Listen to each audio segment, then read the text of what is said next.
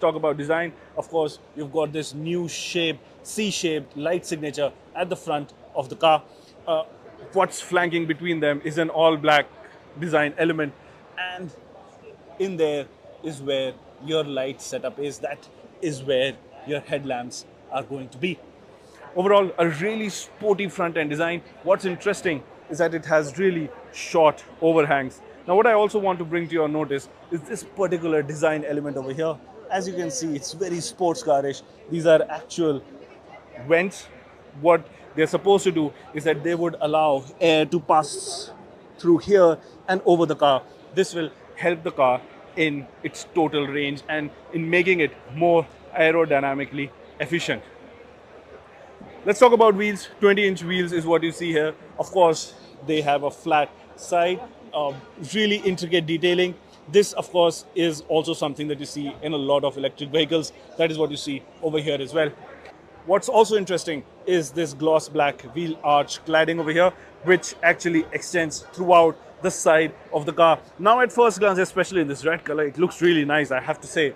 However, as you can see, it's not faring too well to the number of people that's around here. And I suppose that when you're driving this car, well, keeping it clean and tidy will be a bit of a task, especially because you have these really intricate design details at the bottom of the sides of the car.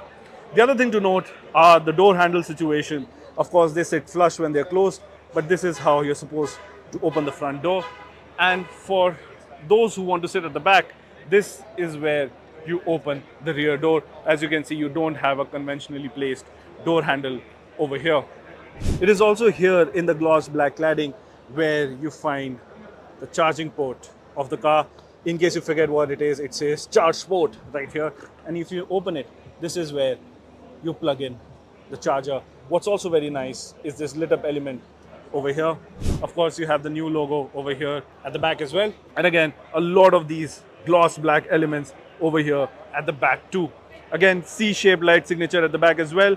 What's interesting is this is not connected as you would expect, because that is what the light signature of the XEV 9e is. The B6e gets this part. Last but not the least, I also like the spoilers, really sporty. Overall, it's a car that has a lot of presence wherever you go, and it certainly looks apart when compared to other cars in its price bracket. Now, before I step into the car, I have to bring to your attention this pull to open tab that you see here. Now, this is not something that is to help you unbox the car. This is the actual door handle to open the door. You have to pull on this strap to unlock the door. I'm not sure how I feel about this. Essentially, this is something that is deployed in really fast performance cars because they want to save weight. It's carbon fiber everything, but this is an EV. It's a style choice. Let me know in the comments what you think about it. Well, I've finally managed to sit inside the B6e. The first thing I want to show you is the key of the car. Now, the good part is this key can be magnetically put in this particular slot right here. I think this is a really neat integration, but once you're done fascinating about where the key goes, as I just have, what you'll notice is this distinct separation over here between the passenger and the driver's side half of the cabin. Again, it's a design choice. Does it work for you or not? Let me know in the comment section. What's interesting is this also houses the AC vents, as I can see over here. Now, this is the first that I've seen in a car in this price bracket. What's interesting is Mahindra is saying this takes a lot of inspiration from a fighter jet. So what you have is this throttle control inspired gear lever over here, which will help you select between the gears. What you can't see from that side is that on the other side of the gear lever, there's also a really nice integration of the parking brake. Again, two big screens, as is the theme with most of the modern cars. They house these new infotainment systems from the house of Mahindra. What they say is that they have gone to great lengths, and they explained it to us in great lengths as well, that they have packed in a lot of power and storage and all the tidbits that you need in order to make this a smooth affair.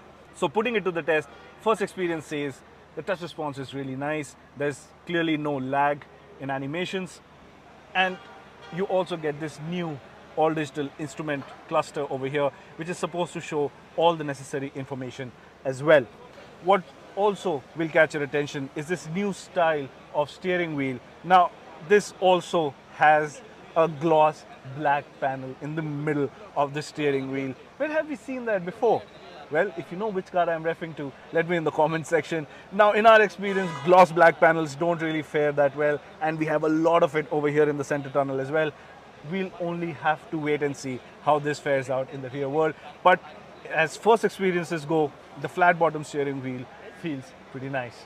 Last but not the least, the last bit I want to talk about from the aircraft inspiration is this panel of switches over here, which is also from an aircraft, which neatly brings me to this little camera over here. Now, we saw something like this in the Mercedes-Benz E-Class, a review that you would have seen on the AutoX YouTube channel. Now, this is here for a couple of reasons. If you want to take your Zoom call while you're driving, you can do that too. But I guess it's not something that I can wrap my head around. Is it a useful feature? I would really like to know in the comments. Now, before I hop onto the back seat, I have to talk about this cleverly integrated storage compartment over here. Wireless phone charging, you can keep your knickknacks, you have a cup holder over here as well. So this is neat use of space. And last but not the least, we have to talk about the audio system. Mahindra says these cars are the first ones produced in India to come with Dolby Atmos support. If you are someone who likes your music, that is something that will excite you. Having said that, let's hop onto the back. All right, now let's get inside. Wait, hold on. That's not supposed to happen, right? As you can see, I really don't have much of clearance over here. For reference, I'm not that tall. I'm only 5'11", and this bit hit my head twice. I'm not sure how to feel about that. It's really thrown me off of my flow of information. But yes, that is something that's really not something I've experienced in any of the modern cars that I've sit in. Moving on, let's talk about the rear seat experience. Of course, the seat is comfortable. As is the case with most EVs, you have a battery pack right under the floor, so you get pros and cons. Pros is that you don't have any transmission tunnel over here, so it's a flat floor. So if you, in theory, want to have 3 people sit abreast at the back seat, the middle passenger will have space to keep their leg. And as is the case with electric vehicles, the con that comes with it is that you sit a little bit knees up. So it's a seating position you have to get used to. Of course, as you saw earlier, you have a drop-down armrest with cup holders in it.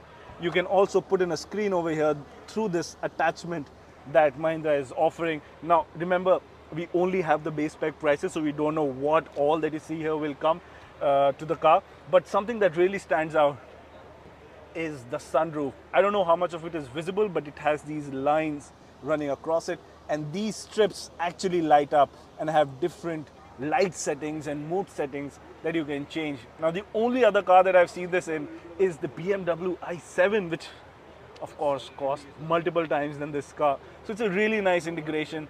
Now, we Indians love sunroofs. This panoramic unit, well, with lights, I think is something that will be a crowd favorite.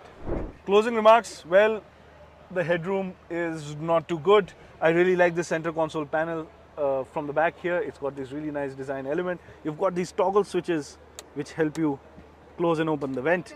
Again, really nice. You have a magazine holder at the back of the seat. You have this little slot where you can fit in the attachment and probably put in a screen. The final version of it will look something like that. I hope I'm not missing, but there's a lot to talk about.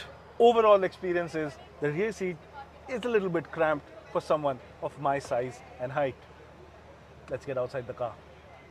Now, coming to the back of the car, 445 liters of boot space. The good part is the boot lid actually opens along with the rear glass panel, so you have a large access area, but the loading lip is a little bit high.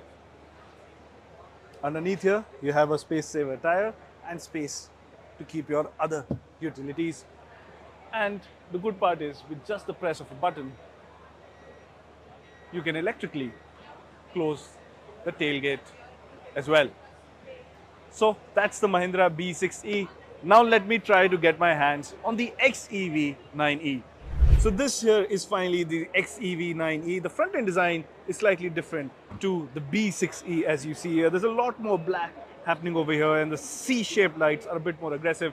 But when we talk about the XEV 9e, well, the design is a lot more cleaner, and to me personally, this looks a lot more better.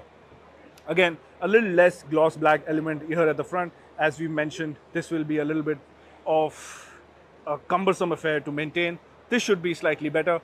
But what's nice is that you've got these design elements running across the supposed grille of the car, giving it a little bit of texture at the front. Again, you've got the connected light design. This is where the headlamps are housed. Up here, up top, you see the ADAS Level 2 Plus panel. And to the sides, it looks, again, largely similar to the B6E. So I'm not going to go too much into the design detail. Of course, you've got the QR code happening over here. This, again, I suppose, is the third from the bottom variant that we've got over here. Again, I don't know how many variants there will be, but this is what we have. You've got flush door handles. The rear door handle is over here at the top. Gloss black surrounds on the window sills. This is the rear end look of the XEV 9e. This, of course, gets the connected light design.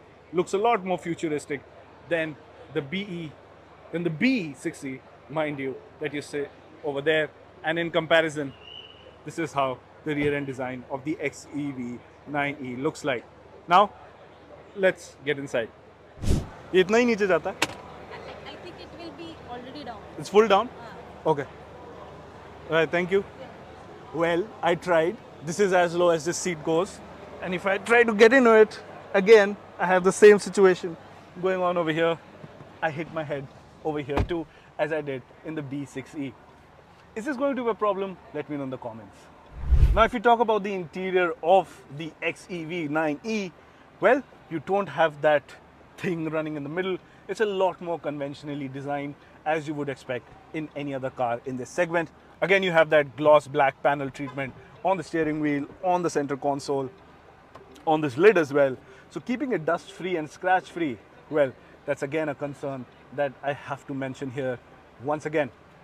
Talking of gloss black, there's a lot of it running across the dash as well. But the good part is this panel right here houses 3 infotainment systems. All of this combined makes it about 41 or 43 inches. But what really is of importance is what is the function of all these screens. If you're seated here at the passenger seat, you have your own screen. Again, good touch response, a lot of things going on, lots of apps. So you can sit here and entertain yourself per se. This again is where all the conventional controls are housed. The good part is at all times you will have HVAC controls over here and a volume button right here as well.